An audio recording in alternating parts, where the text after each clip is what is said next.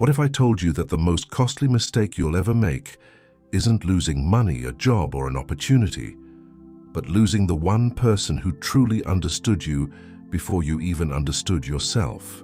Stay with me, because what Carl Jung discovered about what happens when an empath finally walks away will completely reframe everything you thought you knew about loss. Most people think when an empath leaves, they're the one losing. They think the empath is running away, giving up, falling apart. But Jung's research on psychological individuation reveals something far more devastating and far more permanent. When an empath walks away, you are the one who loses. And here's what makes it truly irreversible. Carl Jung said that the human psyche operates beneath the surface, in layers most people never access. Empaths, through what Jung called their feeling function dominance, don't just observe others, they perceive them at a depth that borders on the clinical. They saw who you could become before you did. They held space for your best self on the days when your worst self showed up. Most people in your life respond to who you are right now. The empath was responding to who you were becoming, and when they leave, that mirror disappears. The version of yourself that only existed in their gaze, that version leaves with them. Jung understood this. He called it the reflected self, and once it's gone, you feel its absence in ways you cannot name. Here's what most people miss about empaths. According to Jung's theory of psychological types, their emotional sensitivity isn't feeling too much, it's processing too accurately. They could read the room before you entered it. They felt the shift in your energy before you said a single word. They knew when you were lying, not because they were suspicious, but because incongruence has a texture, and they could feel it.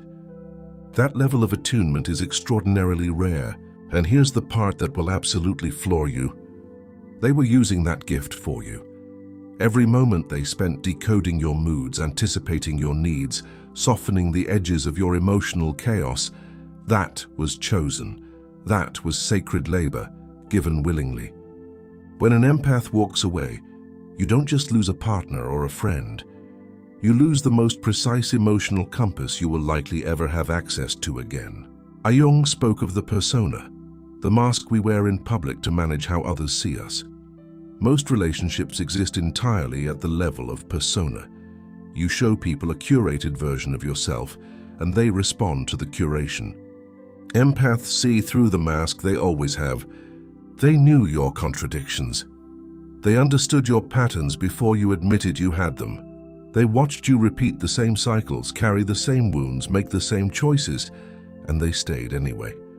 Not out of naivety, not out of weakness, but because Jung's transcendent function gave them the capacity to hold your light and your shadow simultaneously without flinching. That kind of witnessed acceptance is something most humans spend their entire lives searching for.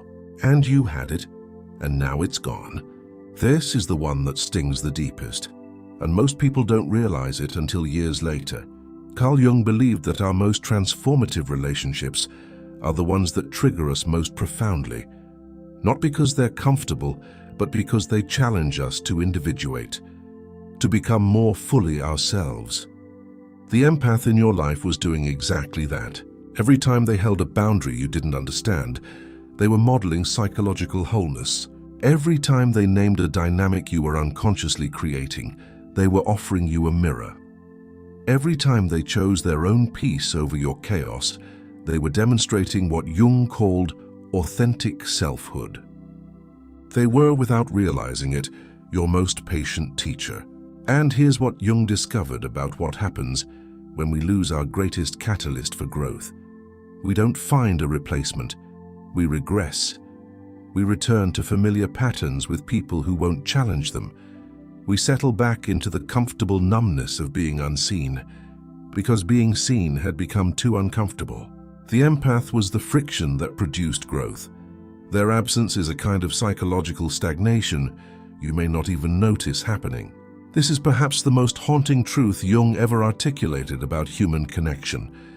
He discovered that in every genuine relationship, a new psychological entity is created, something that exists between two people and belongs to neither of them alone. a version of yourself that only emerges in the presence of someone who truly sees you. With the empath, you were softer, or more honest, or more willing to be vulnerable, or more open to being wrong. Whatever it was, there was a version of you that only they knew how to call forward. When they walk away, that version doesn't just go dormant. According to Jung's theory of individuation, the unlived self becomes shadow. The parts of you that were developing, the emotional courage, the capacity for depth, the willingness to be known, those parts get buried. They become the thing you avoid, the reminder of what you could have been. And Jung found that the shadow doesn't disappear. It waits. It surfaces as bitterness, as numbness, as an inexplicable feeling that something essential is missing from every relationship that follows. Here's what Carl Jung understood, that most people learn too late. Empaths don't leave easily. They are by nature the ones who stay, who try, who believe in people long after the evidence has stopped supporting that belief. Their capacity for loyalty is not a personality trait. It's what Jung called archetypal devotion, something that runs at the level of soul. When an empath finally walks away, it is not an impulsive act.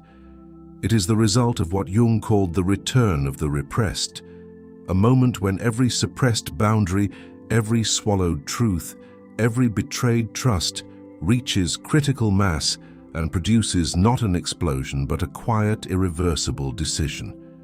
They don't slam doors, they simply stop opening them. And the 5 things you lose when they go: their perception, their attunement, their acceptance, their invitation to grow, and the version of yourself they held space for. Those things don't transfer to the next relationship. They don't get replaced. They don't return.